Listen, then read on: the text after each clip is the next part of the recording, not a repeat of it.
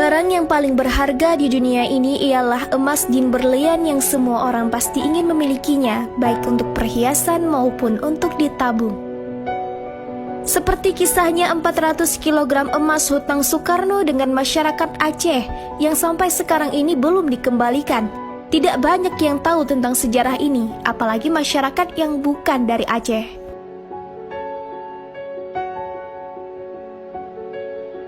Yang mereka tahu adalah pesawat dan emas di Monas. Lebihnya lagi, mereka hanya mengklaim bahwa Aceh adalah pemberontak dan ganja.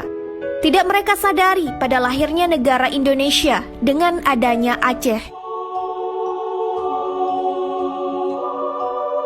Emas sebanyak 400 kg yang dipinjam pada masa pemerintahan Presiden Soekarno itu merupakan milik Lebe Ali, seorang pengusaha atau saudagar asal Rempelam, Kecamatan Rikit Gaib, Kabupaten Gayo Lues, Aceh. Sebagai bukti pinjaman tersebut, ada dokumen berupa cek yang dikeluarkan oleh Bank Negara Indonesia atau BNI yang juga tertera jumlah nominal pinjamannya.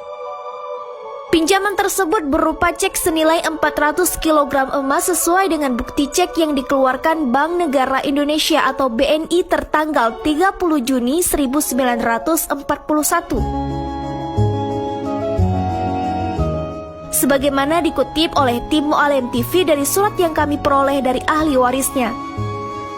Tak bisa dipungkiri bahwa utang wajib dibayar dengan apapun ceritanya. Seandainya kita mati, ahli waris wajib karena tidak ada jalan lain selain membayar.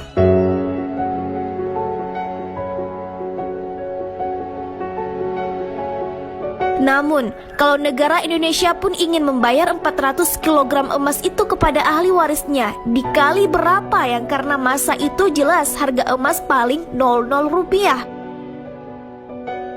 Banding dengan harga sekarang, tentu negara Indonesia akan bangkrut. Itu jelas.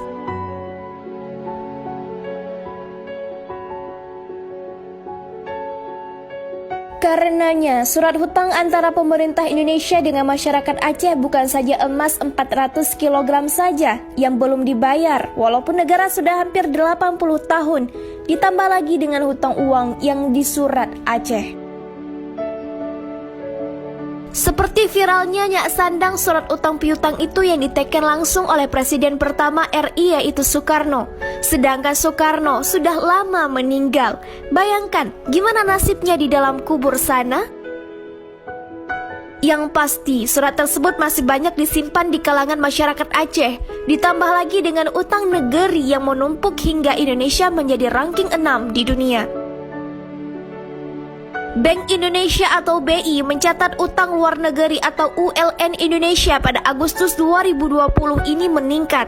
Tercatat posisinya meningkat menjadi 413,4 miliar dolar AS atau setara dengan 6.076,9 triliun.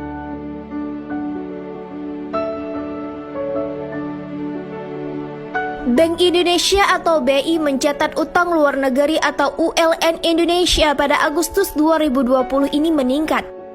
Tercatat posisinya meningkat menjadi 413,4 miliar dolar AS atau setara dengan 6.076,9 triliun atau kurs senilai 14.700. ULN terdiri dari ULN sektor publik atau pemerintah dan bank sentral sebesar 203 miliar dolar AS dan ULN sektor swasta termasuk BUMN sebesar 210,4 miliar dolar AS.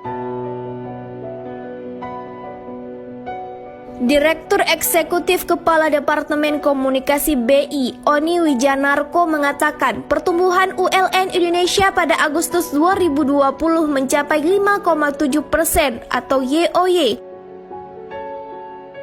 Lebih tinggi dibandingkan dengan pertumbuhan bulan sebelumnya sebesar 4,2% atau YoY. Coba tim Mu'alim TV bayangkan, jelas dan tepat negara Indonesia bangkrut dengan utang piutang. Jangka untuk membayar utang luar negeri, utang dengan masyarakat Aceh belum tentu mampu dibayarkan. Siapa saja yang berutang lalu berniat tidak mau melunasinya, maka dia akan bertemu Allah pada hari kiamat dalam status sebagai pencuri. Hadis riwayat Ibnu Majah. Begitulah sepatah kisah hutang negara Republik Indonesia yang belum dibayar sampai saat ini kepada masyarakat Aceh. Kami Timo Alem TV, sampai jumpa di lain waktu.